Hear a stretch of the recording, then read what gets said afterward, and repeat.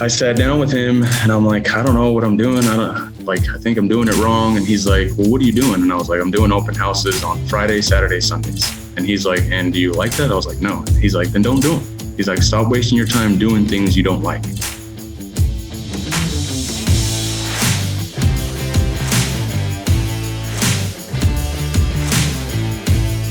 So the question is this: how do most agents find the secrets to succeed in today's competitive real estate market, especially when the top agents are keeping those secrets to themselves? That's the question, and this podcast will give you the answer. Hi, I'm Aaron Amuchastegui, and welcome to Real Estate Rockstars. Real Estate Rockstars. This is Aaron Amuchastegui. Today I get to interview Irving Gomez. Irving's with Novella Real Estate from Denver, Colorado. I reached out to Irving myself to ask him to come on the show because he is one of this year's 30 under 30 realtors that have been designated through the realtor community as one of the guys that's out there really exceeding in the class. Irving, thanks for joining me. Thank you so much for having me. I'm excited to be here. Yeah, I love being able to reach out to the guys, especially the guys and gals that have been getting awards out there, being successful in the space. So you guys can share some of your nuggets with everybody else. So what's it like in Denver, Colorado right now? Well, the market is insane. It does seem to be kind of shifting a little bit, at least from what people have saying, but I haven't really noticed it yet, to be honest. I still have clients that are bidding way over to be able to get a house and still seeing about, 10 to 15 offers on a property. So it's crazy. So even as it's slowing down, you're seeing 10 to 15 offers on properties out there. Is life kind of back to the way it was in 2019 or pre-2020 out there? Or is it mostly open? Is it half open? What's everybody's kind of feeling about just the lifestyle? Yeah, no. So here it is pretty back to normal. A lot of people, majority of the people you can see that aren't wearing masks anymore, which is kind of nice to see people smiling and kind of nodding back at you, when you go to the grocery store. As far as like real estate goes, we still have restrictions as far as showings. You can only do 15-minute time slots. Some people do ask that you still wear their mask inside their homes, which we respect. So, it's about 50-50 when it comes to that. Interesting. So when did you get your license? So I got licensed in October of 2016. And what made you get into real estate? Well, it was one of those decisions where I was really unhappy at the current career that I was at. And I was reading a lot of self-development books at the time. And the one question that always came to mind was, what are you good at? And I was always like, what am I good at? I'd sit there and talk to my wife because she knew I was unhappy where I was working at. And so we kind of just sat there and talked. And she's like, she even came up with it. She's like, you're really good at communicating with people. And I was like, okay, yeah, but how am I going to use that? And she's like, well, what about real estate? She's like, that I see. And at the time we were kind of thinking about buying a house. We didn't end up buying one until later, but at the time, I think that's why she thought about it. And she's like, I just feel like you actually listen to people. You listen with intent and then answer. It doesn't seem like you're coming up with what you're going to respond with in your head while they're talking. She's like, it seems like you listen to them talking and then you pause and then you say what you have to say.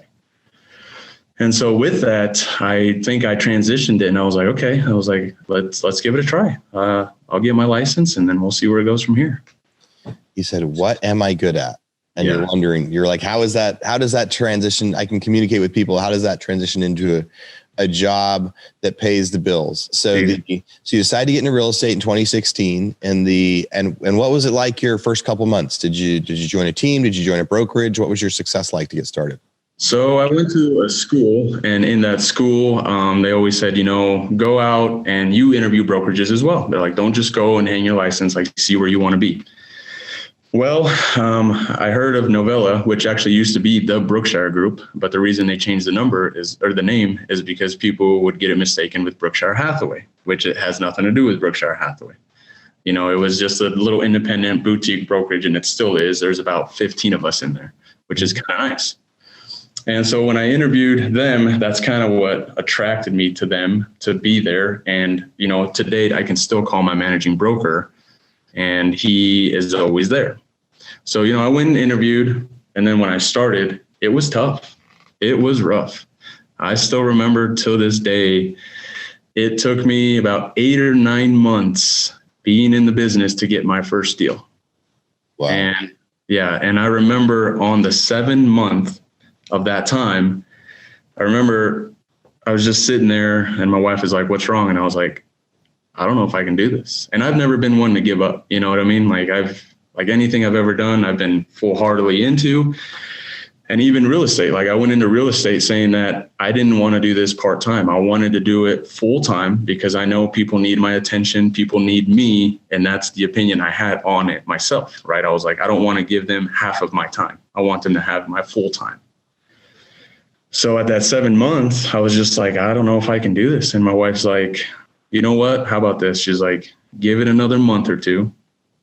And she's like, "If not, then let's revisit maybe the idea of you getting a part-time job and continuing." And I was like, okay, let's try it out. Let's see what happens. And sure as heck, on that 9th month, I got the first deal. And ever since then, it's been a snowball effect. And I think everything that I had done within those 9 months led up to that snowball effect. Yeah, like building up. And I think that's pretty common. It's pretty common for real estate agents to say they were working really hard. And then as soon as they kind of broke the curse, as soon as they unlocked, then it all started unlocking, because a lot of those relationships you start to build, or the actions you start to take on month 1, month 2, month 3, especially in a normal market. Right now is a strange market. Yeah. In 2016, 2017, that's a normal market where you may have to talk to someone 6 or 7 times before they hire you to help them buy a house, or they hire you to help them sell a house. You talked about early in the industry, you're doing a lot of door knocking. Correct. Was that your primary thing you were doing those first 8 or 9 months? So I first started the first 4 months. Actually, I did a lot of open houses, and I didn't like open houses. And I remember sitting down with one of the higher producers there at our brokerage. He kind of became my mentor, and he's helped me a lot, actually, being where I'm at today. I sat down with him and I'm like, I don't know what I'm doing. I think I'm doing it wrong. And he's like, "Well, what are you doing?" And I was like, "I'm doing open houses on Fridays, Saturdays, Sundays." And he's like, "And do you like that?" I was like, "No." He's like, "Then don't do them." He's like, "Stop wasting your time doing things you don't like." He's like, "What do you like?" I was like, "I really do like approaching people and being in front of people." And he's like, "Okay." He's like, "Well, what about door knocking? Have you ever considered door knocking?" And I said, I've considered it, but I didn't know if, it'd be a good thing to do or not. So him and I sat down and came up with a plan. And he's like, "Let's find a neighborhood that you think is going to fit, where you want to be, where you're going to walk, and you're okay with walking and being around." And that neighborhood is actually where my parents live. And so he said, "Okay, let's take the average price point. What's an average price point?" And I was like, "About 500,000 where they're at." And he's like, "Okay." He's like, "So the statistics is if you go and knock 100 houses, you'll talk to 10 people, and out of those 10, you'll get the one." He's like, "So, let's break it. And then for this, let's just break it in terms of, let's say a commission at 500,000 is 16,000. He said, for every 100 house, let's break it down. And that's $160. He's like, "So look at it as you're getting $160 closer and closer and closer to where you need to be." And so now, that's kind of the approach I take on mostly everything. Real Estate Rockstars, this is Aaron Amuchastegui for a quick commercial break. So during 2020 and 2021, the real estate market completely changed. There's so much competition in the market, so many people trying to buy and sell houses, but there's hardly any supply, hardly any product, hardly anyone willing to list their homes. It's time for every agent out there to become a hybrid agent investor, to be able to reach out directly to homeowners to try to get them to sell or list their house. We've got a new website. Go to leadpropeller.com and you can set up your own investor buyer website in just minutes. You'll set up your own URL, set up phone numbers, help go through to leads, help reach out to people that aren't listing their property currently, and have them fill out a form that says, "Hey, I want to sell my house." And then as an agent, you can go through and make them a hybrid offer. You can tell them, "Hey, I think your house would sell for $220,000 on MLS, but I can either write you a $180,000 cash offer right now, or I can help you fix it up and you'll list it for $220,000 on MLS." These are buyers that are looking for quick cash offers. Tens of thousands are submitting these forms every single day, and they're skipping the listing process. But so many of you guys out there are such good agents. It's a great opportunity to get that lead and help them maximize sales price for their home. So again, go to leadpropeller.com and think about signing up for your own investor site so buyers will start reaching out to you, asking you to make an offer on their home. So when you're going up to knock on that door, people have that fear when they're getting ready to go knock on the door and they're saying like, you know, you never know when it's going to be the good one or the one where someone really tells you to go away or something like that.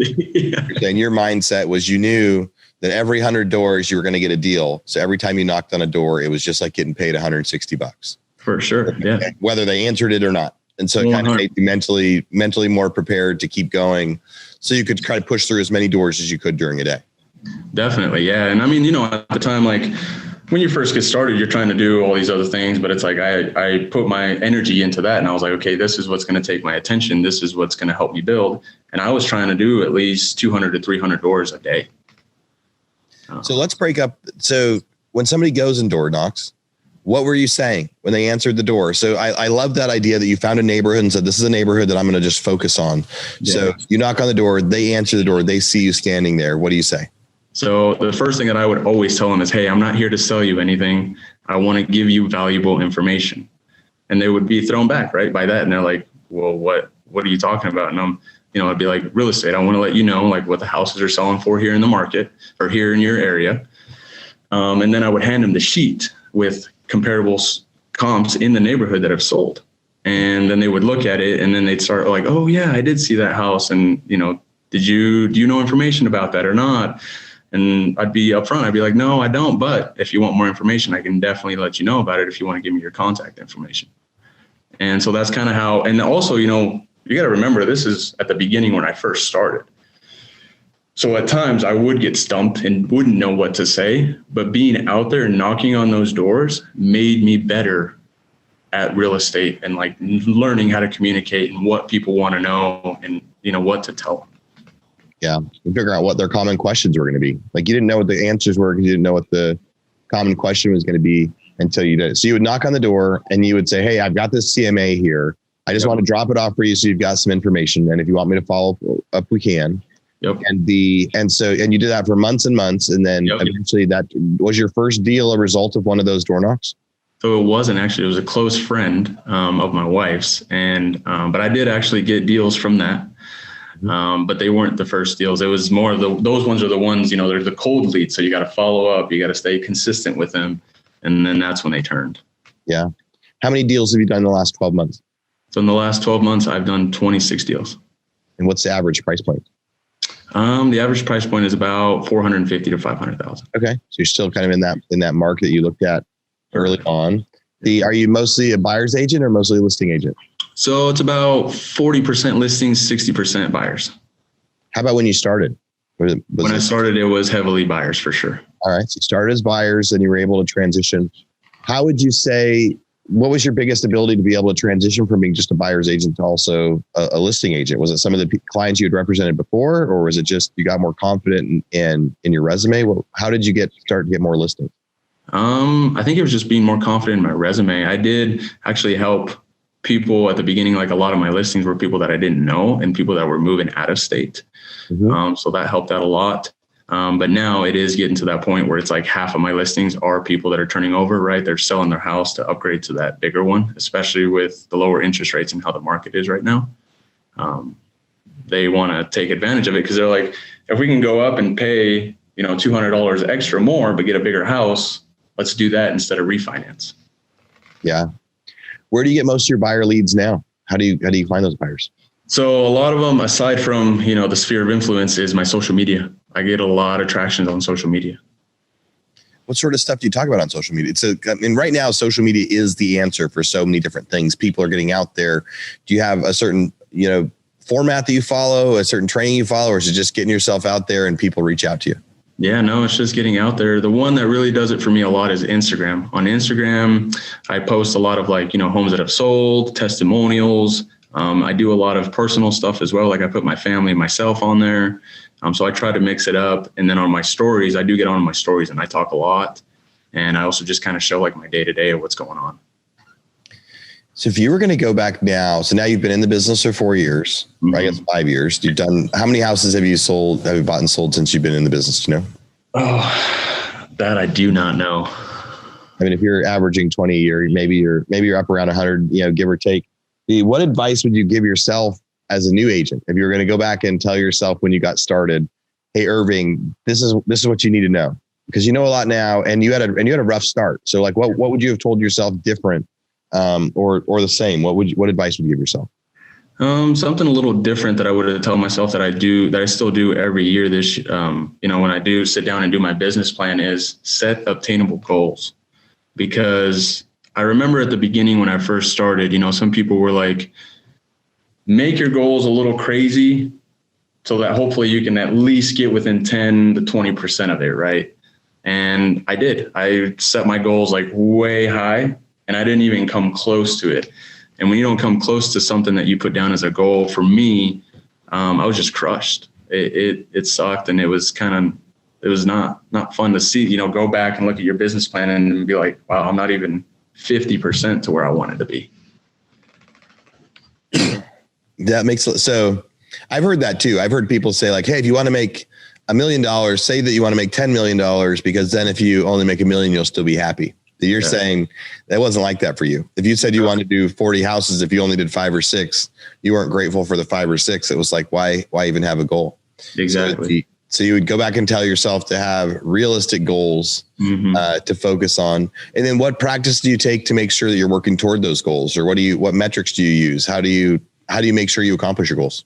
Yeah. So every month, at the beginning of the month, I sit down and look at my business plan and then see, okay, what did I do last month? How far away am I from, like, say, if I wanted to do 30 houses, where am I at? How many more do I have to do?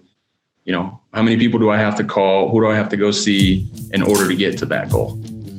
Real Estate Rockstars. This is a commercial break from our podcast sponsor, Housefolios. We're in real estate to find the next big deal, right? We want to find the deal, make money, and then turn around and do it all over again. But it can be frustrating having to search through thousands of properties trying to find that Goldilocks property that is just right for your investment goals. That's why we're here to tell you about Housefolios. Housefolios is a management software for single-family home investors that makes it simple to find good deals, get financing, and manage your property portfolios all from one platform. They're an all-in-one app that lets you easily search for properties, both listed and unlisted, analyze numbers based on your specific assumptions, and provide resources to get you through underwriting and closing. And this is a feature we like most. You can track your numbers at multiple levels. Want to see the returns on the specific property in seconds? Check. How about an entire portfolio of properties you're looking to buy? Check. And then being able to present these properties to investors to become the go-to real estate agent for their investment needs. How awesome is that? Managing your investment properties has never been easier. The best part, it's affordable.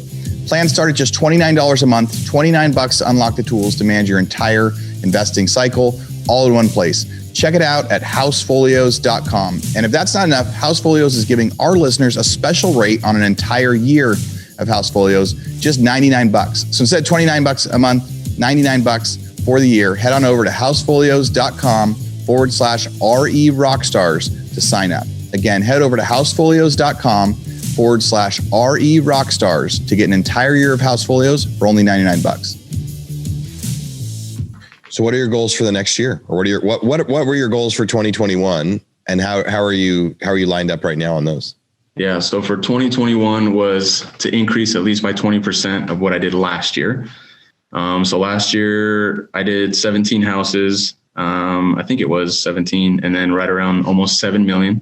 That's what I put on that 30 under 30 magazine. So 20% of that, I think it came out to like 20 houses or something like that. And then closer to like 8.5 or 9 million. And I'm already at what I did, or if not more than what I did last year. So I'm on track to hit that goal. Yeah. It's amazing right now with, even though it is tougher to find the properties, there's so much less supply out there. The people that are succeeding are continuing to have these record years. So right now you're writing offers for buyers. You're writing offers against 15 other people. Yep. What's your best trick to get your offer accepted right now? Honestly, I think it is full communication. And the other thing too is not writing a sloppy offer.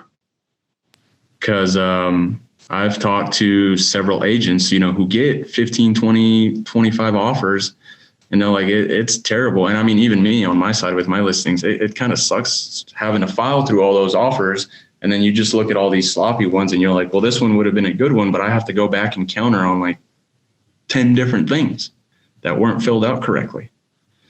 So the sloppy part, you mean, so that you're referring to just an offer that has blanks, that's missing things that wasn't specific.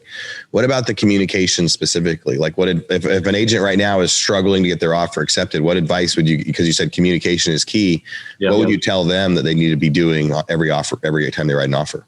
Definitely call the listing agent after your clients have told you that they show interest in the property, that they want the house. Call the listing agent, ask all the questions, like as far as, do they need a rent back? What is their most important thing? How quick are they looking to close? Because sometimes, people think that these people are wanting to close as quick as possible, but some people want 45 days to close. So if you're putting in an offer where you're closing in 2 weeks, but they really want the 45 days, then that automatically already kind of throws you out of the running. So asking all those questions up front. And then also the thing that I do a lot is I go back to my lender and I say, hey, we're putting an offer on so-and-so property. Here's the agent's information. Go ahead and give him a call. But I'm also going to CC you in the email when I send over the offer so that you know when it goes over and then that they know that you're there as well. So you're asking them what they want. You're calling that listing agent. You're bringing the lender into the conversation so that way they know the person's qualified, and the lender will also, kind of help pitch your client to them. For sure. Yep. Do you think what do you think is the biggest problem in the real estate industry today? Do you think there is a problem in the real estate industry, and what would you do to fix it? I do think, and I think the big word that I've used lately is sloppiness. It's just been so sloppy as far as like how we were just talking about contracts. Mm-hmm. This year I've actually had 4 or 5 clients that have came to me from other agents that they were working with, aren't listening to what they're asking for, aren't giving them what they're wanting. And I think that's also due to experience. There's so many people that have their real estate license right now, and this market is just tough. It is tough. It's nasty. It's brutal. And I think maybe more education would help with that, or making it somehow, because to get your real estate license, honestly, it's not that difficult. And it's such a low barrier to entry. Now, that's the beauty of it, right? Like the low barrier to entry is you don't have to spend 4 years in college. You can actually learn to be an agent instead, and you can make a good amount of money if you work really hard and you're able to learn. But then I think that other key is having mentors and people that will point out to you and say, hey, you need to write this offer different, or you missed this, or just that sloppiness that you're referring to. I think, yes, with how many agents are out there right now and with how hard that they're working, I think that they're lazy is the wrong word, but I think there's sometimes where you're writing 10 offers or 20 offers for a client, and an agent, maybe the first 10 offers don't even get replied to. Yeah. Right. So then they're like, you know what? I'm just going to put an offer out there. I'm just going to put the dollar amount on there, and I'm not even going to fill out the rest because hopefully we get close enough this time. So I think some of the sloppiness is as a result of people being discouraged. Yeah. What would you tell other agents in that case? Like, if they're being sloppy for that, what advice would you give them? I would just say slow down. I know this market, like I feel like when this market first started in February, like everybody was just go, go, go, go, go. I think just slow down a second, breathe, look at what you're doing and actually look it over. Like I still look at my contracts like 4 or 5 times before I even send it to my people to get signed. And then when they sign it, I still look it over like once or twice again before I send it over to the listing agent. So I think just slow down a little bit. I think slow down. I think it's great advice. I think your advice is saying that the offer needs to be strong. The offer needs to be clear. Sometimes the agents will take your call. Sometimes they won't. Yep. But if you do have a good, clean offer, if you go through that extra effort with that, you're going to have a better chance. So do you have any skills that you've done over the last couple of years that you didn't do your first couple of years that have really increased your amount of sales? I guess I wouldn't say skills, but maybe I've gotten more involved in my association. Okay. So I'm actually here today. This is where I'm sitting at, because after this, I have a class for the Leadership Academy that I'm doing. But I've gotten involved with them. I'm part of CCIC, which is the Charities and Community Involvement Committee. We do a lot of donations around the community here, all down in the southern part of the Denver metro area. And yeah, I think those have been like the big key ones, is just actually getting involved and doing something. So you start getting involved with your local realtor association, and how has that benefited your business? I think people just see that I'm out here doing good deeds and doing good stuff. And, people love to see that.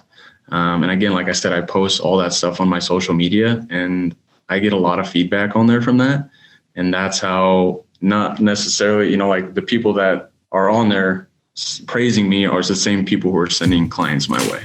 Real Estate Rockstars, this is a commercial break from our biggest podcast sponsor we have right now, Rent Ready. It can be fun getting a new real estate deal, but it can be tough managing your properties after the fact, especially if you're long distance investing or trying to manage multiple properties by yourself. That's why we're here to tell you about Rent Ready. Rent Ready is a property management software that not only makes it easier to manage all your real estate deals from one platform, but they also have the best customer service support in the biz. They're an all-in-one app that lets you easily manage properties, collect rent, list units, screen tenants, sign leases, all from your phone or computer. Imagine all of your real estate doors right in your pocket. How awesome is that? The best part is it's so affordable, one flat price for everything. Unlimited properties, tenants, and support with a real live human. And I have to add in there, that's a new business model that not a lot of people are doing. There's like this freemium model where people say, hey, you can try this, but as soon as you grow, it's going to cost you a lot of money. Or they kind of punish you when you get too many emails on your list or too many comments. They aren't going to punish you when you grow. They're not going to charge you more when you get 10, 20, 30 rentals. They're going to charge you the same when you have 2 or 3 as they will when you have 50 or 60. So you have a nice fixed cost, all software, all in one place. Check it out, Rent Ready, RENTREDI.com. And if that's not enough, Rent Ready is giving our listeners a special code you can use to get a whole year of Rent Ready for just $54. Use code ROCKSTAR50, that's Rockstar50, and sign up for Rent Ready's annual plan at rentready.com. Again, RENTREDI.com with code Rockstar50 to get Rent Ready for only $54. Yeah. To get clients that way. And then I've heard a lot of people say that just by getting involved with their local association, that helps cut through a lot of the noise too. If you're writing an offer against 15 or 20 other people, they at least recognize you, or they'll at least take your call, because it's listing agents also have it tough right now. If they've got, 20 people sending them offers and calling them, I see why they're also having a tough time on what they're supposed to focus on. But if they recognize you, do you think they're just going to be more likely to take your call? Yeah, no, and that helps a lot because, for example, I took these clients out at the beginning of this month to go look at a property, and it's actually with an agent that I've done previous deals with, and she's awesome. She's amazing. And we have a good friendship too. We still talk off business stuff. We hang out. And we submitted an offer on her property and we didn't get it. But she literally right after that texted me and said, hey, this is the only reason you didn't get it, so on and so forth. But she's like, there's this other agent that I know listing the same exact house right down the street. Here's his number. Call him. I'll call him and tell him you're calling him and how great you are. So, she called him. I called him right away and she's like, hey, or he was like, hey, I was expecting your call. Go look at the property. Let me know. And we got it under contract. You got under contract before it went out. Those relationships are key. Are there any software or phone apps or things like that you're using right now that you think are really helpful in your business? Yeah. So for me, I don't know if you've heard of it, but HomeBot. I use HomeBot a lot. I've seen that. Yeah. Do you get the kind of the update of here's your home values, things like that?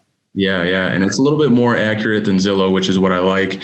But then also what I like is I get emails of my people that are interactive with it, right? So when it sends out the monthly email of, hey, this is your property value, I can see who's actually going and looking at it. And they can also request an updated CMA.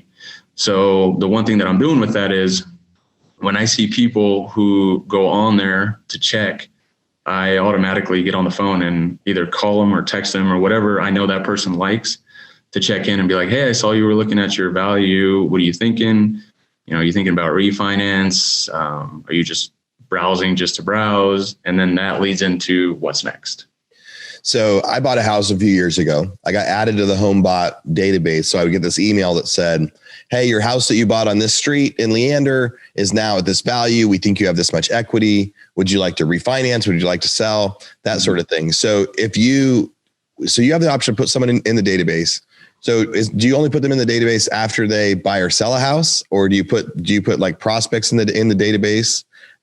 Like how does that part work for it? So usually when people sell their house, I put them on, or buy the house, I put them on there, but you can put in buyer prospects as well. And it sends them updated data within the zip code of what they're looking at. So once you have a customer, it's kind of a way to stay top of mind for somebody. You help them buy a house, they get in there every month, they get a little email. Correct. And then 12 months from now, 18 months from now, they click on it and they go, oh, wow, my house is worth $100,000 more than I thought it was. Mm-hmm. You can see that. Then you get to reach out to them and say, hey, are you thinking about buying right now? I saw that you're trying to get an updated, valuation on it. I think that's a pretty brilliant software to get to kind of automate conversation, and it grows bigger over time, right? Especially if you're just putting in the people that you've done deals with. How much do you pay for that? Does a lender pay for that? How much is it? Yeah, so we split it actually. It's with a lender of mine and me, and it's about $25 a month. So it's not even that expensive at all to stay top of mind on your clients. Yeah. So one of the kind of the mantras that I think you live by that helps you in real estate is the be yourself. Now, a lot of people say that and it means a lot of things to a lot of different people, but what does it mean to you? To me, I think it's just honestly, with all the noise that's going around in like social media, right? Because I follow a lot of other realtors as well. And I see a lot of cool things that they do, but I'm like, I don't know if that would be like my style, right? I don't know. Because then if people would start seeing that stuff, they'd be like, oh, like, what is Irving doing? Or why is he doing that? So I think it's more just catered to be who you are, and the people will be attracted to that. If somebody was going to get started on social media right now and they were like, Irving, I want to go get started on Instagram, what are 2 or 3 posts I should go do?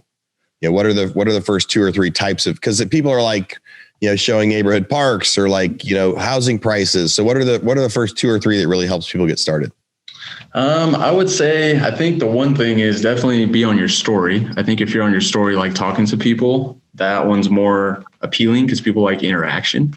Mm-hmm. And I think Instagram built that way so that as soon as you open it, like the stories are the first things you see at the top, so that you start clicking through those. And then I think definitely post like about yourself. And the other thing too is, if you do have testimonials or if you have open houses that you're doing or things like that, or information, just things that people are going to take with them and not just garbage. Yeah. Yeah. So stories. And with an agent, that could be, hey, I'm out showing a house right now. Mm-hmm. Hey, I'm out looking at a house right now. Hey, we wrote an offer, or any of their personal stuff. Do you mix all of your personal stuff in with your business stuff? I do. Yeah. So like, this will be on my story saying that I was being able to be a part of this. And then when I go to that leadership class, that'll be on there. And then probably when I drive down to my parents to go pick up my son, I'll probably do a little something down there with the family, my son probably running around. So yeah, I just kind of switch it all together. But also the big thing too, I think when people get started is the one thing that I would do a lot is go to the new build communities, familiarize yourself with that, know where they are, what are they building? Again, that's something great for when you're brand new and you don't have like a lot of stuff going on. Try and make yourself busy with things that are important, right? So that that stuff when you come across that opportunity. And what's your favorite part about real estate, right? So like you've been in it 4 or 5 years. Now you're getting more and more involved. I can tell that this is a career for you and you're going to be sticking with it. But what's the part that makes you the most excited about what you do? I think honestly, like it's still talking to the people that I've helped build, that I've helped buy houses. I still reach out to all of my clients that are near and dear to me, because at the end of the day, they are the reason that I am where I am, right? Like the 30 under 30 is amazing and all these awards are great. But I think at the end of the day, like the biggest award for me is that I've helped those individuals achieve that goal that once was a dream that they didn't know was obtainable. And I have came across that a lot where people are like, we don't really have a lot of money saved. We don't know if we can do this, but we're paying like $2,500 a month in rent. And I'm like, you can do it. I know you can. Why don't we just come in, sit down? Let's kind of go through everything. I'll bring my lender in, talk about finances. And I think you're going to be surprised and to find out that you can actually afford a house. Yeah. So if a client asks you, Irving, if they say, hey, is now a good time to buy or not? What do you say? I say definitely it is. I know it's crazy and the market's insane, but it's only going to keep going up. So right now is the best time to try and get you into something before prices get a little out of reach. And then what do you do to set expectations with buyers when you first start meeting with them? Like to let them know there's going to be 15 or 16 offers on a property. Yeah. What's that first kind of meeting like to say, hey, yes, it is a great time to buy and we got to get you a house now, or you might not ever get a house, but also it's going to be hard. What's that conversation? So I do with them what's called a buyer orientation. I go into the office and these buyer orientations usually take about an hour to an hour and a half, just because they're full of questions, right? This is their first house that they're going to buy. And they want to know everything. So I bring them in and I just kind of go over everything and I lay expectations out and I say, guys, I know you're super excited. I'm excited for you. This is going to be fun, but I also want you to know that this is going to suck. And then they look at me and they're like, eyes get all big and they're like, yeah, they're like, wait, what? Suck. I want to get my house. Yeah. And I'm like, but this is why. I'm like, this is kind of where we're at. You're in this price range. This is what we're seeing in this price range. This is the neighborhood that you want to be in. This is what we're seeing in this neighborhood. So you're probably going to go up, against anywhere between 10 to 20 offers. They're going to be about this high. You can compete. And if you want to compete and you like the house, I think we should go all in. But if not, then let's not waste our time and go find you something else. And people do really appreciate that, because when we get out there and they lose that 1 or 2 or 3, they were like, they get excited, right? Because they put in an offer and they're like, they think they're going to get it and they think they're going to get it. But in the back of their mind, they know the possibility that it's not going to happen. So when it doesn't happen, they're not as devastated. And that's how it was with my clients that just lost that first offer. The first time we put it in, they were like, well, we knew what we were going up against. And, we thank you for that. Yeah. At least they, and sometimes they have to learn for themselves too. So you can say, here's what I think, but I'll do whatever. And then they get to learn through a few houses and go, okay, this is our process. Well, it's been awesome getting to talk to you, Irving. I can see why you got the award. I think your personality is fun. I can tell that you love your clients, you love real estate, and the more and more getting involved, it makes sense why you got picked for Realtors 30 Under 30. Are there any last pieces of advice that you would give everybody out there? Anything you think that all real estate agents need to hear? For the people getting started, know that it is going to be hard. But if you keep pushing and you keep doing everything right that you're supposed to do, you'll make it. I mean, I'm an example. It took, again, 8 to 9 months for me to get my first deal. And here I am almost 5. It'll be 5 years in October. And I won one of the biggest awards possible that I never thought would ever happen. And yeah, just don't give up. If this is something you really want to do, don't give up. But if you're going to go in full heartedly for sure. That's awesome. Irving, some of our listeners are probably going to want to reach out to you. They're going to want to ask you for some advice. They're going to see how you do it. They're going to want to get some scripts for door knocking, things like that. What's the best way for them to find you? If they could email me, that'd be great. So the email is Irving, IRVING .Gomez, GOMEZ @novellaliving.com. All right. And then Novella with 2 L's, NOVELLA. Yes, sir. novellaliving.com. And then I'm going to go find you on Instagram too, Irving. Is it Irving Gomez? It's Irv the Realtor.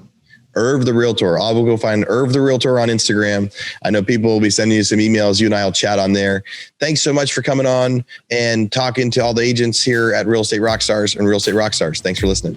Yes, sir. Thank you so much. All right, Real Estate Rockstars. This is Aaron Muchastegui jumping in again to thank you for listening to the show. Hopefully you guys loved listening to that one. And I want to make sure that you know about all of the extra resources that we have. And also, we need your help. They say podcasts are free. You get to listen to podcasts for free. But what is the cost of that podcast? I would say if I could beg you to pay anything for that podcast, I would say the cost of the podcast is going and giving a review. So whether you download it on Google or Apple or YouTube or anywhere else, please go give us a review. Say what you liked, what you didn't like. It helps us get better guests. The more reviews, the higher we get in the rankings. Right now, we are the biggest podcast out there for real estate agents, and we want to keep that spot because we know there's lots of podcasts out there. So go give us a review. Also, be sure to go to hibandigital.com. If you liked any of the resources that those real estate agents talked about, we've got a huge video vault of those resources for free. Every penny that comes on the podcast that we interview, they give us something that helps them get their deals or helps them work with their clients. And we put that in the toolbox in our vault for you. So go to hibandigital.com and you can get it. If you're looking for real estate education, go to rebusuniversity.com. We have all sorts of courses in there to help agents succeed in real estate, how to get the listing, how to negotiate deals, how to become an investor, all sorts of different stuff, rebusuniversity.com. And if you want to chat with me, go find me on Instagram. And if you come find me on Instagram, you can send me messages. Tell me what you want to hear. Tell me what you liked, what you didn't like. We try to put a bunch of content out there too. You can find me in two different places. It's at rerockstars.com for our Real Estate Rockstars page, or at aaronamuchastegui.com for my personal Instagram page, where I can chat with you about all sorts of different things. Thanks for listening. We'll see you again soon.